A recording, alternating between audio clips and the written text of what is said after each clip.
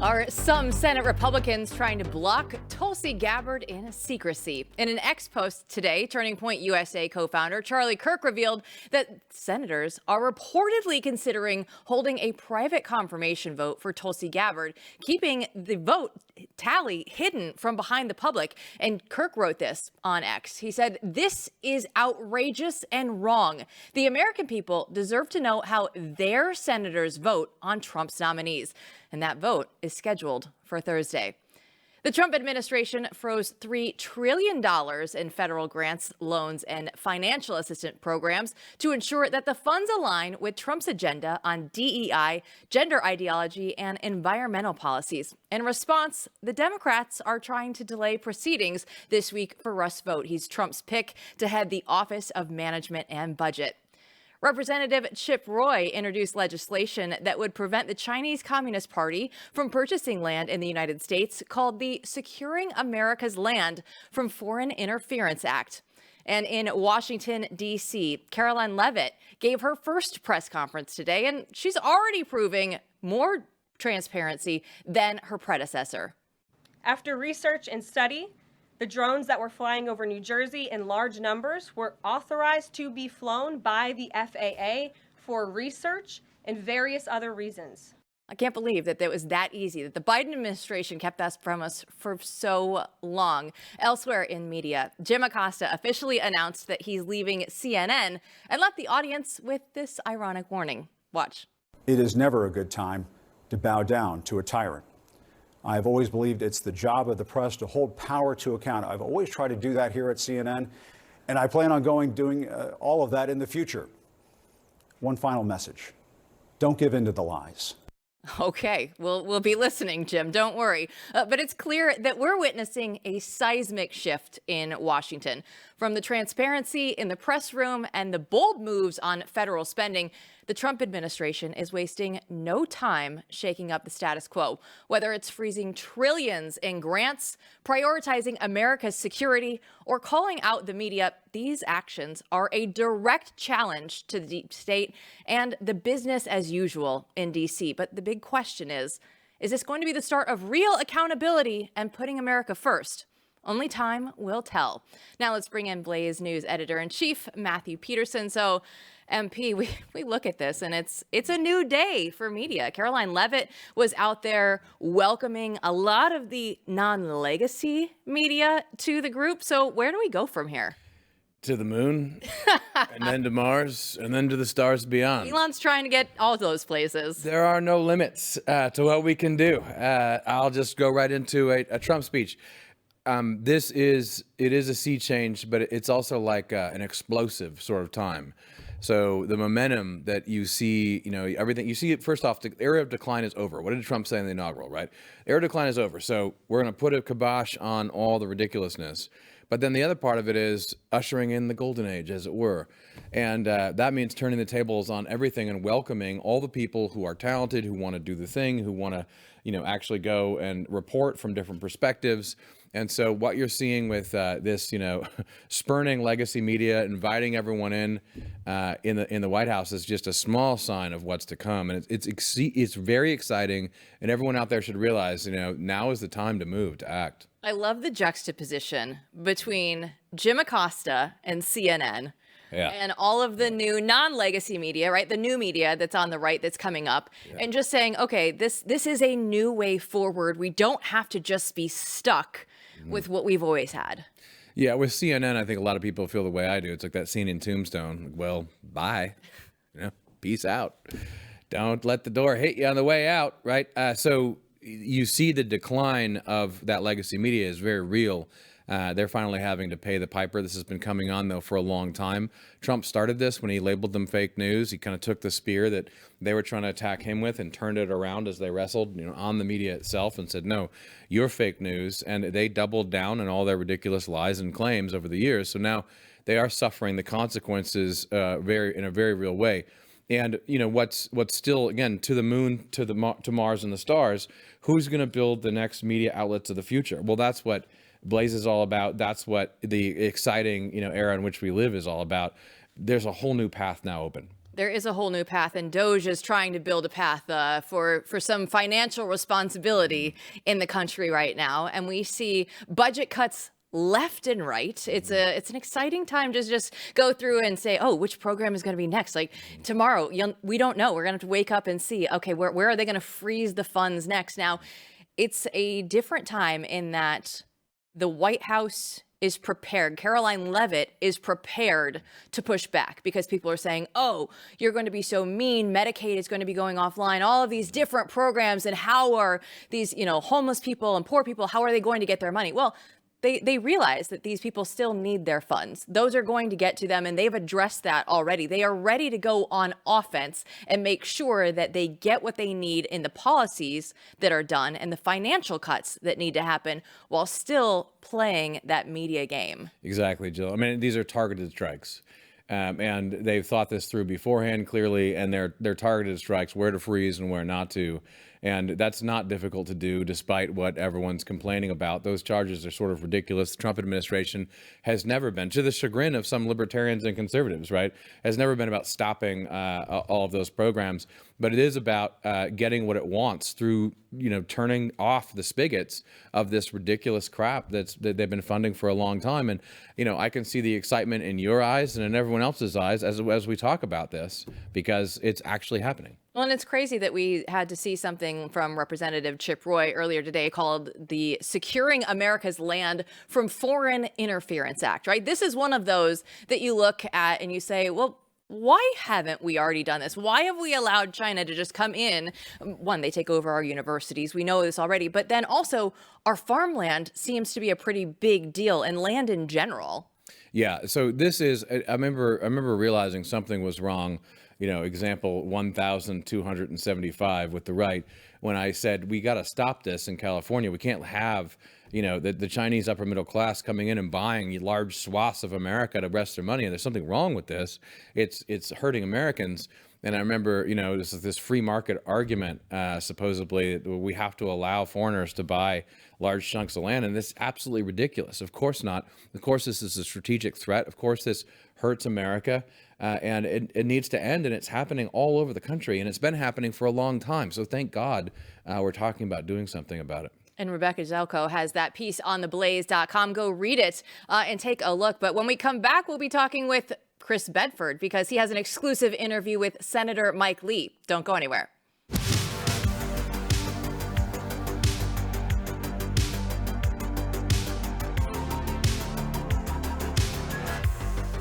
How far will a teacher go to save a kid on the brink of losing everything? This is from Angel Studios, the studios that's behind The Sound of Freedom comes Brave the Dark. It's an inspiring true story about a troubled teen that's struggling to survive in a world that's let him down. Haunted by torturous childhood memories, Nate Williams finds himself engulfed in darkness when his drama teacher, Mr. Dean, bails him out of jail and takes him in, and Nate must confront his past before it leads to his own destruction. Brave the Dark reminds us that one meaningful connection can change everything. This powerful film will leave you uplifted and inspired as it shows the strength of compassion and the impact of never giving up on someone. I encourage you to go see Brave the Dark. It's in theaters now. You can get your tickets today at angel.com/Jill. That's angel.com/Jill. Blaze senior politics editor Chris Bedford sat down earlier today with Senator Mike Lee. They discussed Kash Patel's confirmation hearing and the corruption in the FBI. Watch. I'm joined now by Senator Mike Lee, the senior senator from Utah, and also a member of the Judiciary and Budget Senate committees, which will be taking a look at some of Donald Trump's nominees this week. It's a busy week for you, Senator. Tell me, let's start off with Judiciary and the FBI. You've been someone who's been vocal in the past about different problems with the FBI. You've co-sponsored the FACE Act to try and roll back some of the prosecutions of pro-life activists. And you've looked at some of the corruption and seen the lawfare over the last couple of years. What are you looking for in Kash Patel, and what sort of steps do you think are actually necessary to reform the FBI and bring it back to an institution that enjoys the wide trust of the American people? Well, look, first, the FBI has been quite sadly politicized for years. And that means both incompetence and catching real bad guys, an obsession with going after regular Americans instead of doing its job. So they've gotten less competent at catching the real bad guys, and they've become obsessed with going after non-bad people, just regular, ordinary Americans with whom they happen to disagree. Recall that on New Year's Day, a guy carrying an ISIS flag murdered people and injured dozens more in New Orleans by running them over with his truck. The FBI's first response was to assure us that this was not a terrorist event. Now, what that means, I still don't understand, much less how it can be defensible.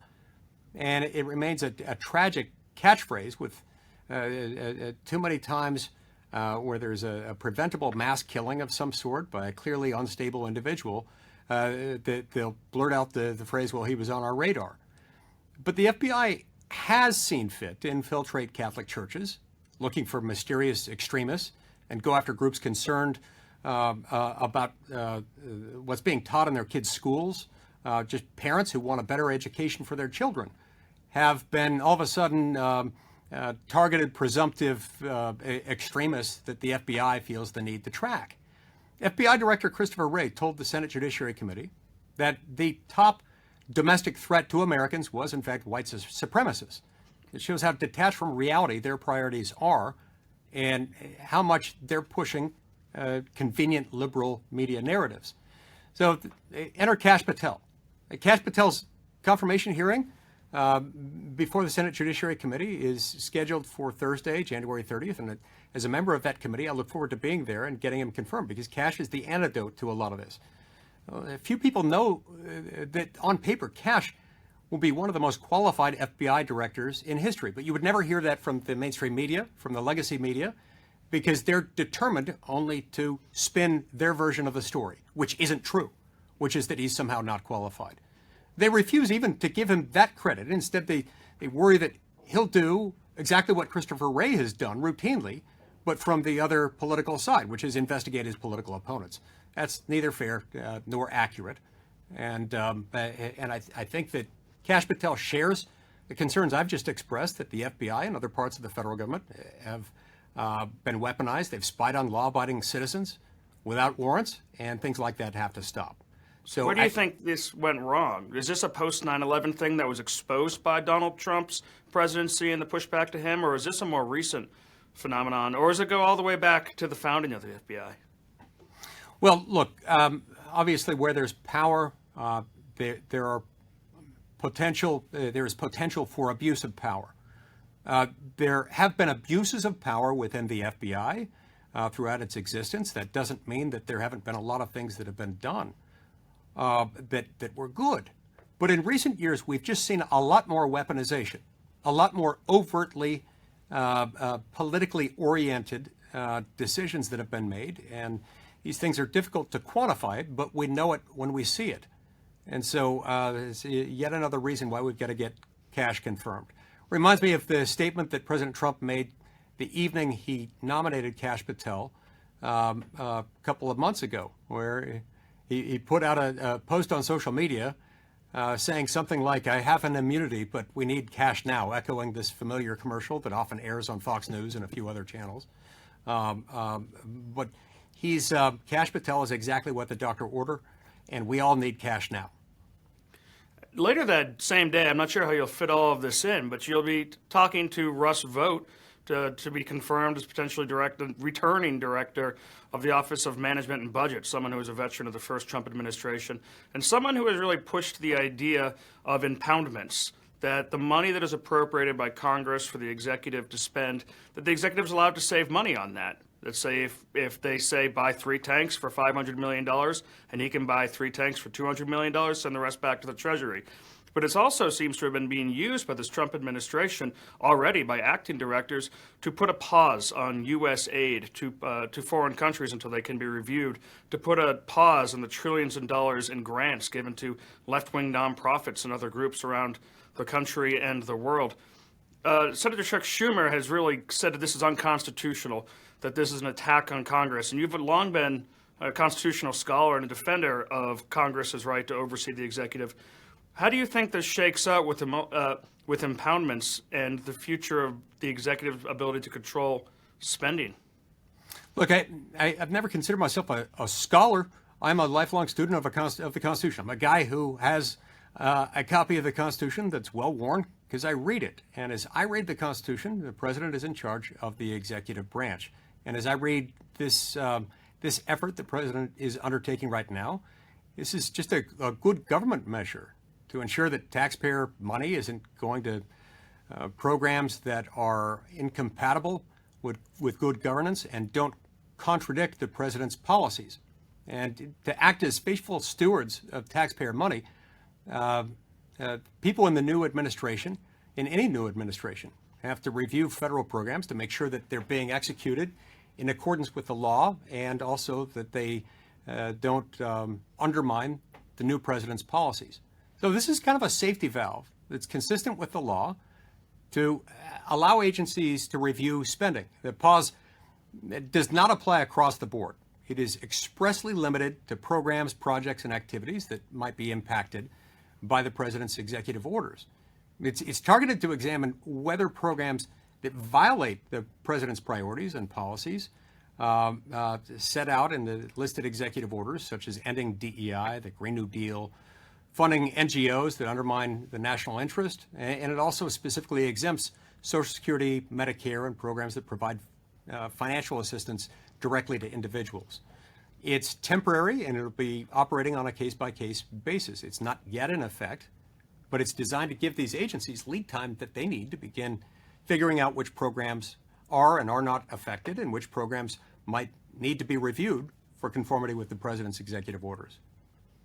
And I know you are pressed for time, but one more question. There's been pushback now from some of the states and some of the cities and local government officials to try and circumvent the president's deportation of illegal immigrants. Previous presidents have said that they're really tied up constitutionally in their ability to try and punish or stop those local officials who circumvent federal authorities in immigration. What are some of the constitutional tools that are actually available to the federal government to be able to be able to go ahead with this program? Well, anytime you've got cooperation between state and local officials on the one hand and federal officials on the other hand, you're almost always dealing with something that involves an expenditure of federal funds. And the tool of first defense and the measure that usually encompasses efforts like that is the withholding of federal funds in the context of state and local officials who aren't carrying out the federal objective. There's nothing that obligates the U.S. government to continue to give money to state and local officials who are refusing to uphold their end of the bargain. And so that's one of the things that the Constitution allows us to do, and I think that principles of good government require us to do. Because unless we can hold those people accountable by saying we're not going to give you money just because we feel like it, we're going to give you money to the extent that you're willing to help us carry out this or that federal priority, that's how things are supposed to work. Senator Mike Lee, thank you. We look forward to seeing you again soon. Thank you. Don't go anywhere. We'll put the FBI under the spotlight next.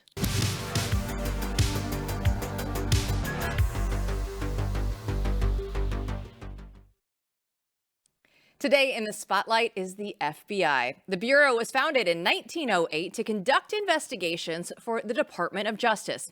At this point in America, there was no way to systematically enforce laws across the country, and violent Marxist anarchists were beginning to gain power. So the Bureau was created to solve these problems. But these days, the FBI doesn't seem to solve much of anything. So Chris Bedford, he's joining us once again here. And I look at this with your interview with Mike Lee. Let's start in terms of some of the things that he said where the FBI has gone wrong. What has stuck out to you? Oh, yeah, it was such a great observation from the senator about the Texas New Year's Eve, or excuse me, the New Orleans New Year's Eve terror attack, where right away, the FBI seems to be doing defense for ISIS, Al Qaeda, and its affiliates, Islamic terror, when the evidence was clear as day. And it became a joke in our newsroom during President Barack Obama's time in office.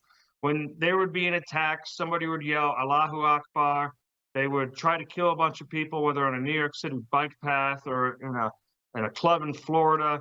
And the FBI would bang their head against the window and say, it just never gets any easier. We'll never know why this person did it. They screamed while they were committing this violent act, exactly why they were doing it. It seemed like the FBI had become something that really, not unlike the British police and their own reckoning they're going through, was designed to protect the sensibilities of minority activist leaders and the sensibilities of the white liberals who follow them. Yeah, let's talk about the history here a little bit. I mean, everyone's imagination of a certain age and up there's a good impression of the FBI among many right-leaning Americans, and I think it comes from the fact. Hannibal Lecter. Yes. They get the bad guys. There's an old sort of conception of these are the guys who go after, the mobsters, the crimes across state lines. And it certainly is true that up at least through the 1960s, you did have a law enforcement mentality. And you also had, a little bit of like, we keep dirt on politicians, a little bit of Hoover, right? But that's what keeps them at bay, right? I mean, you gotta play hardball to keep in power.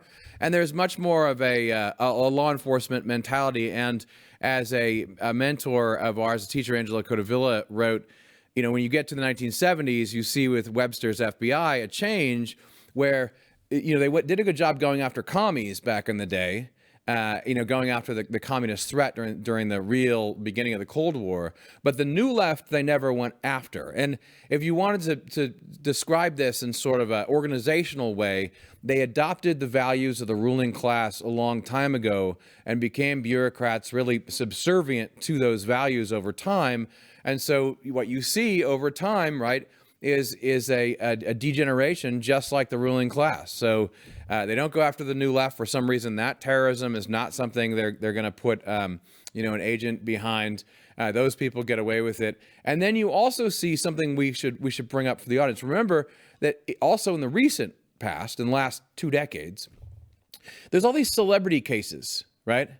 And as Angela used to point out, they went after dangerous criminals like Martha Stewart. I mean, and the only reason you should do that is if you're trying to make a point about some larger problem, right? But you can see it acting as a bureaucracy defending itself, worried about its image, doing some of these celebrity cases that last in the public eye. And then, as we said a few shows ago, as you pointed out, in the Obama era, the bad stuff really starts to come in and they become fully ideological. So, I say that because I think it's important that everyone realize the FBI lost its way some time ago. I was just rereading one of Angelo's essays in The American Mind that lays this out that you edited. And man, it makes me miss him so much because he's such a clear eye on decades of American decline and exactly where we were. We talked about this earlier this week in the show, J. Edgar Hoover doing that, where the mob ruled Chicago. At the same time, he was sending hundreds of agents to chase Bonnie and Clyde, and that sensationalism. But with the new, and it's important to remember, too, with the New Left, which you touched on there, the hippies over at VH1 and everywhere else made the documentaries about the 60s, and they very politely excluded a huge segment of the 60s, which is the extreme political violence. The hundreds and hundreds and hundreds of left-wing terror bombings a year, they exclude a whole aspects of that. And that's something the FBI really just didn't go after in the way that they ought to have. And as part of that ruling class, polite society reading, and that's one of the reasons I tell you, they're not going to like Kash Patel. Here's a funny story from James Comey's autobiography. He told this with a straight face. He thought this would make him, look interesting or thoughtful, about how his predecessor in the FBI only ever wore white shirts and blue suits. That was every day. And on his first day as FBI director, he wore a blue shirt. And he smiled to himself. And no one said anything, but he knew that they knew that there was a different game in town. And he's like, you total fruitcake. You absolute loser. What are you talking about? And it was just kind of that self-important, weird little ruling class twerp stuff just drips from every aspect of his tenure at the FBI. And unfortunately, while there are still a lot of really solid agents out there, Washington, D.C.'s office does not reflect very well on American law enforcement. You know, and Comey is the perfect example to bring up because Comey is the last guy that I think a lot of people on the right thought, oh, he must be a good guy, right? I mean, he runs in the right circles Surprise. and he's clearly on our side. And it was that turning over that rock that completely changed the image of the FBI in the modern mind, I think, in our era, because before then they could still hide behind. They would wear the old 1950s image of the FBI as a skin suit while they were just, you know, bureaucrats doing the bidding of the Uniparty. And that was finally ripped off when everyone saw what Comey was really about. And people were, I think, very angry. So to go to then what's going to happen, you know, I think that the right is ready to see the FBI be radically reformed.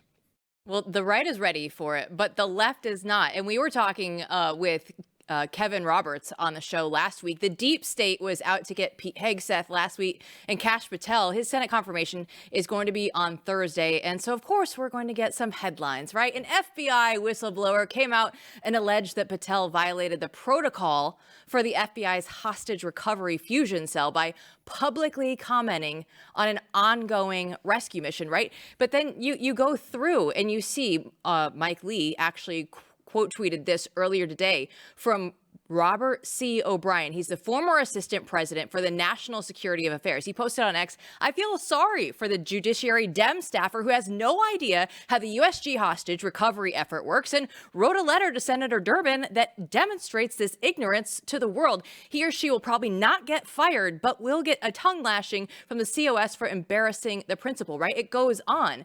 So you just see the deep state going out there saying, oh, we can't have Kash Patel. We have to do whatever we can. So these are their last-ditch efforts in the days leading up to his confirmation hearing. One more time, Chris, we see this again from the deep state. And, you know, this actually was somewhat refreshing. It seems like it was from a bygone era before they tried to make us believe that Brett Kavanaugh was a serial rapist, which is just the most unbelievable caricature of that guy you could possibly imagine. This seemed a little more old school. But it does actually play in some ways to a lot of Republicans' fears. Republicans, we understand what's going on. I think a lot of voters understand that a lot of the things that were sacred cows for the GOP and the defense and intelligence and Department of Justice are actually crooked. But the last people in the country on the right to understand this are Republican senators. So if you can convince them that Kash Patel is some kind of January 6th affiliate, he is of course not. If you can convince them that he has made wrong decisions that cost lives or this or that on hostage negotiations, those are the sorts of ways designed to get under Republican skin. Because Kash Patel has more momentum going into these Thursday hearings than either of the other two last contentious folks who are coming up, RFK and Tulsi Gabbard. So their only possibility of getting to change this is to switch Republicans. So far, I don't think everybody loves him, but I think that they're probably going to confirm him. Would you say that, I mean, is that largely the fear of Trump? I mean, because the kind of person we're talking about, as you said, is out of touch when it comes to the voters, and they're not concerned because they sit there. So is there any leverage being placed upon them, as in these are the punishments that will, you know, has it got that far, or they just vaguely, they know they don't want to face Trump's wrath? There's no public notification, nothing that I've uncovered of specific behind the scenes Trump threats. But there are, of course, the understanding that his teams going around, the nomination teams, represent the president and what he wants. And he's made it fairly clear on social media in that aspect that this is what he wants. And it's not just, Trump plays into this in a couple ways. One, they wouldn't be opposing this if there was a normal Republican president. It's extremely strange to try and show your independence from an extremely popular president of your own party. Democrats don't do that. Republicans didn't do that to Bush. I mean, John McCain would famously do that whenever Republicans are in control. He'd seem to be a thorn in their side, but he was a maverick. Now it seems to be much more common. But at the same time, some of Trump's choices really do threaten their priors. They really do threaten the blob. I mean, this is not going to be politics as usual. And my Beltway brief is about this tomorrow, about how Trump is actually launching a revolution. The Republican Party is no longer going to be controlled opposition. And a lot of these guys, much more comfortable as that. Yeah, I look at Kash Patel and I see him as one of the most closely linked guys with Donald Trump of anybody that is up for confirmation hearings. And I would think at this moment in time, right, we say everything is different right now.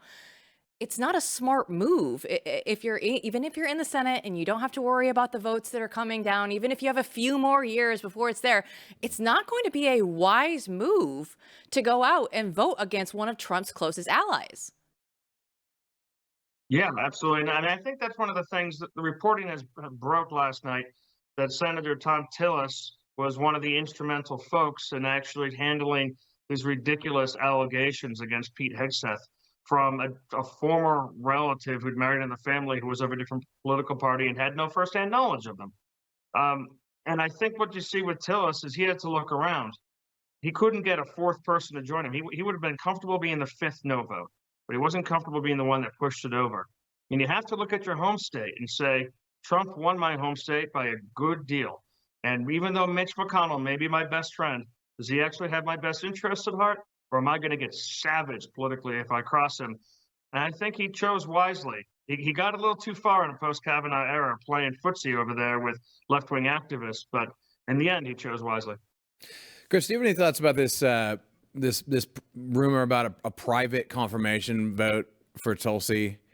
That seems absolutely ridiculous, but it's out there. People like Charlie Kirk are saying, no, don't even think about it. I wouldn't put it beyond the Senate. I've not heard that firsthand from anyone who's involved with this. I know that obviously the Senate prefers to vote privately. They would rather not have their votes actually looked at by conservatives or MAGA or liberals or really anyone. They'd like to be able to operate entirely in secret. But I don't see that as being possible for them to pull off. It's going to be interesting whether it's going to be Tulsi Gabbard, Kash Patel, or RFK Jr. Who's up first tomorrow. Chris, it's a wild time out there in D.C. I love it. I'm absolutely loving it. I thought that 2016 to 2020 was basically the most exciting time that politics would ever see, and I was wrong. I was dead wrong. This is it. Well, we'll be back to break it all down with you tomorrow, and hopefully with some good news for those folks in MAGA land. Thanks so much, Chris. See you tomorrow. You look at this, and it's just the FBI talk, right, Peterson? When we look at just the deep state and FISA and everything that's coming back, there's so much that could be changed. And this is why they are pushing so hard against a guy like Kash Patel right now. Yeah, because what we're talking about is actually systemic change, right? Actually looking at the history of an agency or a department and questioning, why does this exist? How has this played a role in the tyranny of the deep state, the administrative state, whatever you want, the permanent state, whatever you want to call it? How does this become accountable to the people again?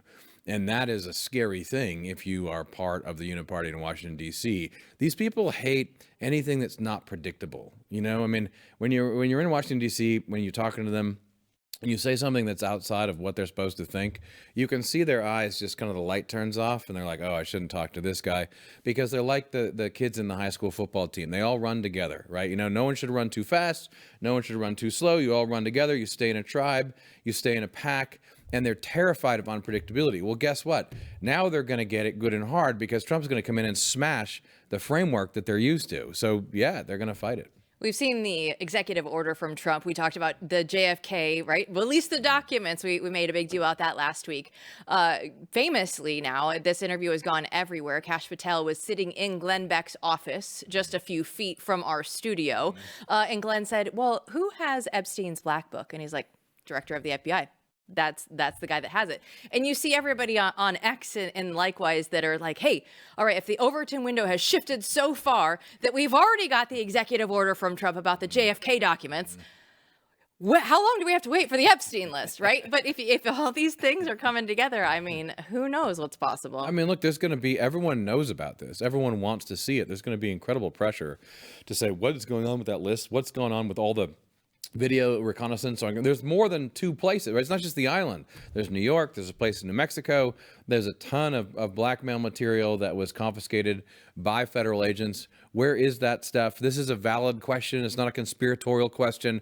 What did you do with all this blackmail material? And why don't we know these names? It's a valid question, and it's going to be asked, and there'll be pressure in a good way on administration who is seemingly very friendly to releasing it. And Elon is. Elon's Been naming names for the last year. Ready to go. But you see Epstein, Maxwell, they're all behind bars for apparently trafficking no one. Don't go anywhere. What would you ask RFK Jr.? It's your turn to sound off. We'll have your answers coming up next.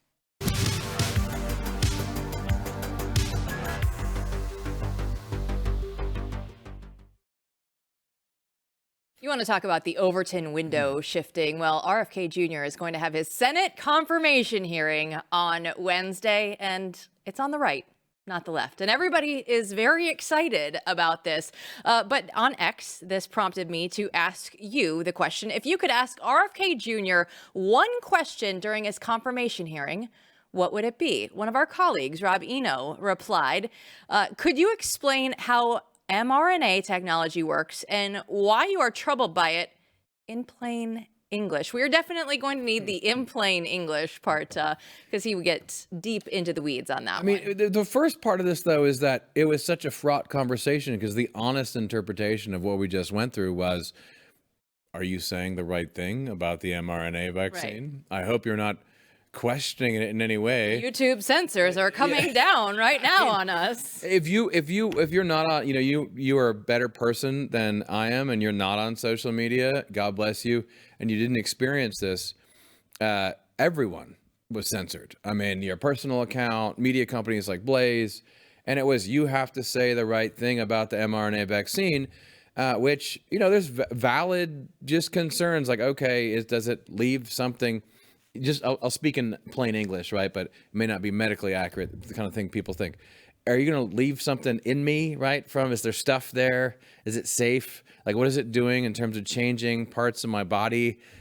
You couldn't say those kinds of things or intimate them because that was being a conspiracy theorist. Well, and it reminds me of Chris Cizilla on X yesterday, who was like, oh, well, actually, I now see that because the CIA has come out and said that COVID-19 actually was a lab leak, I guess I'll go along with it now. And he's like, but look, at the time, was I going to believe Donald Trump, who was just, a former reality TV star, or Anthony Fauci, who's the guy who knew all this? And we're like, but you realize how stupid that looks now. And you fell for it. But notice, Jill, like the arbiter of truth for Chris and these mainstream journalists is the CIA. I mean, the CIA changed its position, and now they say, so we know what the truth is. Like, okay, well, why do I need a journalist? So far behind. Maybe I should just get CIA press releases, and I'll just know the truth. I don't need the middleman. Chris, really? Like, is that how? But that is exactly how mainstream media has worked for the last 8 years. Well, the CIA said, the FBI said, and therefore we know because we're all on the same team. Absolutely ridiculous. Disgusting. Douglas reached out and he said, when does life start? It's a good question. But as we've had people on the show before, they're saying, listen, it's not going to be RFK's position. He will be out there saying it's going to be whatever Trump wants in this position as the head of HHS. Yeah, well, I mean, this is a question that is, of course, theological, philosophical, a deep question. When does life start? When does life end? Who are we? And then there's, of course, some position has to be adopted, at least in part, in any legal regime. So any time you have laws or you have any kind of country, you're going to have laws that assume something about when life begins and ends. And that is obviously a fraught question. It's one people disagree about over. And so I don't know whether he wants us to give a philosophical argument. I think life begins at conception. I think in some way you have to accept that as a biological fact. And then when does it end is another question. But this is a question that you cannot avoid as a society. And it's a really important one that we continue to debate because acting like it's not important and so much as doesn't depend on it is ridiculous. Crankier Hank replied, Mr. Kennedy, how can we trust you to run the federal government's healthcare system when you insist on lifting in jeans. Listen, I will give him a complete pass. Have you seen who is running the healthcare system right now in the country? Or, well, not anymore, thankfully. But a few days ago, it was a much worse situation. And, you know, if he's out there in 70 plus lifting in jeans, sometimes you just got to work out when you got to work out. I mean, I think he knows he looks good lifting in jeans, and that's why he wants to do it. And that's okay. That is at this point, that's a qualification, not a downside in my mind. He can lift in jeans. It's all right. I don't know, if he's going to do that very often in jeans in front of the public when he's in charge. But it was clearly a publicity stunt, but it was solid work on the part of. It worked, and I know several people that actually ended up printing out RFK's face and putting it on their fridge. And he says, don't eat that, because sometimes it was around the holidays, and they just said we can't just give in to our every indulgence because RFK Jr. might be out here waiting to make America healthy again. Yeah, and I think it's interesting that as an image, right? He actually is physically lifting like that in at his age. I think that's actually really important today. In ways that really can't be calculated after we've had so many people who are very strange in some of these positions. I mean, that's people want that authenticity. And, think about the kind of conversations, you look at all these questions we just answered, the kind of conversations that are going to come out as he goes about his business and job. There's going to be a reevaluation of mRNA vaccines. That conversation is going to happen. People are going to be talking about health in ways that they haven't in the past, and they weren't allowed to in the past. And that is a good thing for our country because it allows for conversation that's needed so you can all decide how you should best live your life. Well, Doc Peterson, take us down here for the closing lesson of the day. We want to talk a little bit about separation of powers and how those are important. Yeah, so I think it's a good time as we look at everything going on in the administration to remind ourselves at the large level that separation of powers is absolutely key to American government. And what I mean by that is there's three branches of government, the legislative, Congress, judiciary, the courts, and the executive, the presidency. And those three branches should be in healthy tension with each other. The intention was never that it's like some kind of anti all the time. It's just that there should be some healthy tension between the three branches so that power eventually moves in one way, but is checked continually. The problem we have now is that, as many of you already know, Congress doesn't work. Congress really doesn't legislate very much at all. They pass these large omnibus bills every so often. They don't actually pass budgets. They don't deliberate over the laws and the budgets that they pass. So why don't they deliberate, right? Well, that's because over the last 100 years, we have seen the rise of a bureaucracy that Congress created. Congress passed laws to create these agencies and departments that are full of experts and people who are supposed to regulate and adjudicate all areas of complicated modern America life. And the argument for it was we needed these experts because things are very complicated and convoluted. New technology is rising over the last century. The population is growing. And the idea was we're going to help organize all of this as we, grow government and we grow these departments. But at some point, those departments became the arbiters of what the law should be. They own Congress, and the extent to which they own Congress is really shameful. It's the sort of thing that some of you out there probably would not believe. I mean, the intelligence agencies are so powerful because they keep Congress in check. Many people who are on the committees that are supposed to regulate the intelligence committees, they're kept human beings. These agencies have become permanent. They have become powerful. And they rule the roost, right? So how do you inject some power back into Congress? How do you get Congress to rev up again and people in Congress to take ownership? How do you make Congress great again? Well, let me suggest that one of the central answers to this question of revitalizing constitutional government in America is something that you're seeing play out every day right now, and that is a strong executive. Nothing is going to resurrect a dead Congress that's a creature of this administrative state better than a strong executive who comes out and starts just wrecking house on that administrative state, that bureaucracy. Remember, the entire bureaucracy is supposed to be underneath the president of the United States. But over the last 100 years, they've made it so the president can't fire everyone who he's technically in charge of, right? They have all kinds of protections and civil service and, special commissions and committees and adjacent entities so that you have this colossus and at the top, the president can get rid of the top of the pyramid, the appointed people, but everyone else he can't fire, right? They protected themselves against that. So the president comes in and starts saying, no, I'm going to go after all of you. I'm going to pass all these executive orders. I'm going to say, you can't do this, you can't do that. I'm going to start acting as CEO of this thing that by right, the Constitution says all executive power is vested with me, the president. I should be in charge of. I'm going to act that way, which is what Trump has started to do, right? If you do that, then guess what happens next? Congress starts to resurrect. How? How does the lifeblood flow through Congress? Well, the administrative state, right? The people who really rule things are going to go to Congress and go, my gosh, you can't let this happen. Like, the president is a tyrant. They're doing that. You have to take action. You need to do something about this. What if the president did this, which he should absolutely do in the coming year? The president takes an oath to the Constitution. The president has, just like the Supreme Court and just like every member of Congress, but the president can interpret the Constitution and must in order to defend it. The president should say large swaths of the administrative state are unconstitutional delegations of power. You're not passing laws. You're letting these agencies, right, pass laws by regulating. No one's in charge of them. You're not in charge of them. Well, guess what? I'm in charge of them, but I actually declare them unconstitutional. I'm going to regard them as if they don't exist, right? And it gets complicated, but you need to make that argument. What's going to happen? Congress is going to go, I don't know, this is very extreme. And then Congress's masters, the bureaucrats, are going to go, oh, the sky is falling and you better do something about this, right? Thus making the two fight. That is the kind of thing that will breathe life into the system, and it's why conflict is not necessarily bad. It can actually resurrect and revive the United States of America. Professor Peterson, it's like you've done this before. Yeah, I had lots of practice with minds full of mush, as Russ would say, once upon a time in the classroom, in another lifetime.